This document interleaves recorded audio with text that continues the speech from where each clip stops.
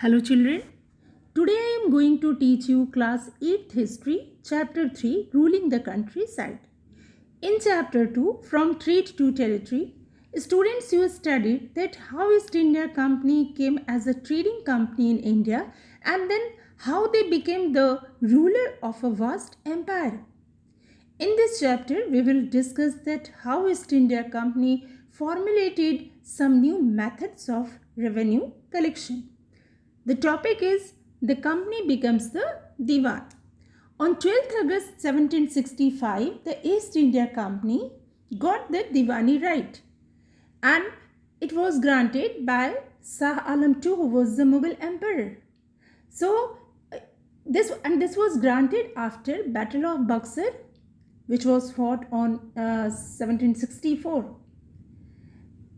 So this was signed by Shah Alam II and Robert Clive. In this figure you can see. Now the company became the chief financial administrator of Bengal. When the company achieved the right of Diwani, the responsibility of administrating the land and organizing its revenue also came on the soldiers of the company. Not only this, it had to ensure that it could buy the products it needed at cheaper rates and sell them at higher rates. Over the years, the company had also learned how to play safe in an unknown land like India. So, the company did the following: organize its revenue resources, held crops it needed, and colonizing the countryside. Now company became the Diwan of Bengal, but still it was working as a trading company. It was not interested in setting up any regular system of assessment and a collection of revenue. Their main aim was to increase revenue so that they have plenty of money to buy cotton and silk.